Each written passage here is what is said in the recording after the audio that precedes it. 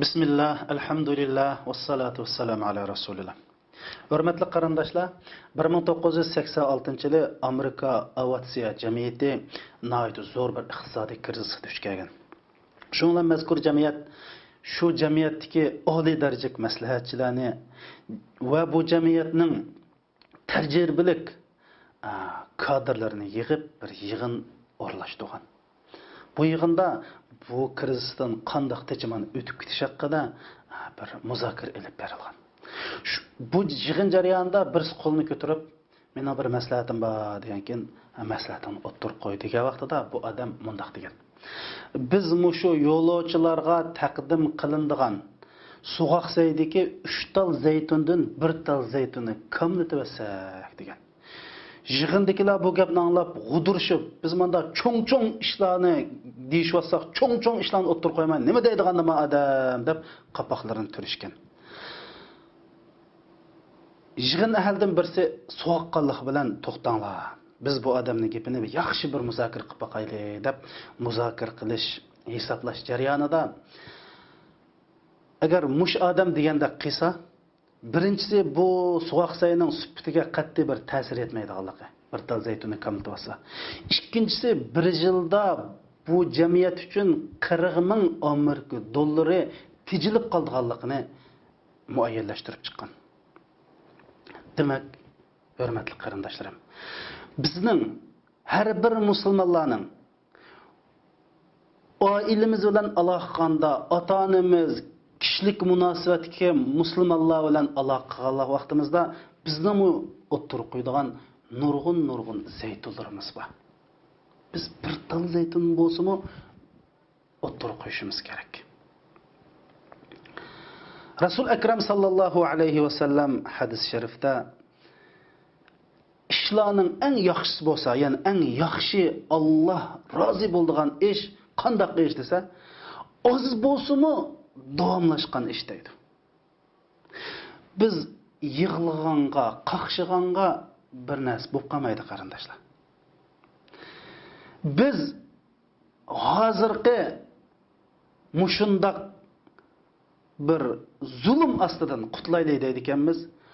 Az bo'lsa-mu, oddiy bo'lsa-mu, amaliy bir has qo'shishimiz kerak. Bir ish qilishimiz kerak.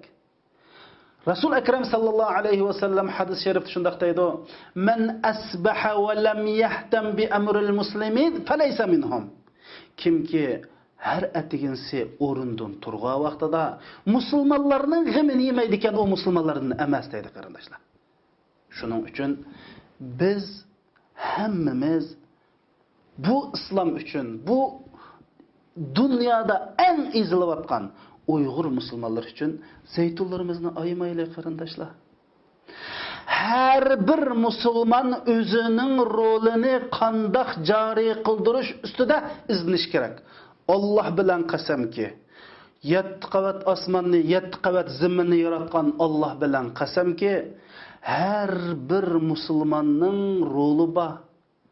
İslamga has qo'shalaydigan bir qobiliyati bor. Çünkü Allah subhanahu wa ta'ala hiç qandaq bir maxluqni beka yaratmadı. Bu nima degan gap? Beka yaratmadı degan gap her birimizningki o'z rolimizning joriy qildirishida qudratimiz var. Allah shunday yaratgan qarindoshlar. Biz tashabbuskor bo'laylik qarindoshlar. Sahobalar payg'ambar sallallohu alayhi va sallamdan "Ve ya Resulullah, İslam'daki en ebzel amel qasi, zat qanday qilsak jannatga sog'lom tinchaman kiralaymiz" deb en ebzel amelni so'raydi. Siz bizcho bizda musulmonlar uchun, islom uchun ish qilayotganlar yetim qilayotgan, yetim qoldirilayotgan bir odam bir ish qilyapsa, uning xatosini xuddi ovchi ovlagandek xatosini ovlayotgan. Biz başkalarına tanqidlashni tugitaylik qarindoshlar. Hammamiz o'zimizdan boshlaylik. O'zimiz hassimizni qo'shaylik. Bir odam islom uchun ish qilibdi desa, da shu so'rindan, shu maydondan qolmaylik qarindoshlar. Hey, oddiy gap so'zimiz bilan, duolimiz bilan, shular bilan qo'shilib ishim sonni avutib, ha hu desak, mana bu bir zaytun bizning hayotimizda tasavvur qilg'usiz natijalarni, utuqlarni qo'l keltirishga qodir qarindoshlar. To'g'ri. Bu bir tal zaytun bizning hayotimizda mo'jizlarni vujudga chiqaradi. Biz hargiz ishni oddiy bu men nima ish qila olaydim, voy men bo'lmasam nima bo'pti, adam jiqqu demaylik qarindoshlar. Hammamiz o'zimizning rolni joriy qildiraylik. Musulmonlar uchun xizmat qilinayotgan har qanday so'rindan biz qilib qolmaylik. Alloh mushundaq musulmonni yaxshi ko'radi. Shuni bilishimiz kerakki, biz Uyg'ur musulmonlari bu zulmdan qachon qutula olamiz degan vaqtida bizni birdan-bir qutqiza oladigan omil islomdir. Endi islom bizni qachon qutqiza oladi desak, mush yoshlarimiz tashabbuskor bo'lib oldiga o'tish kerak.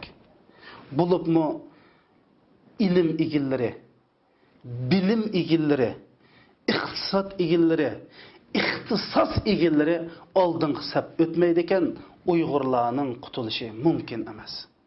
Shuning uchun har bir musulmon bir taldan zaytun taqdim qilish kerak. Assalomu alaykum va rahmatullohi va barakatuh.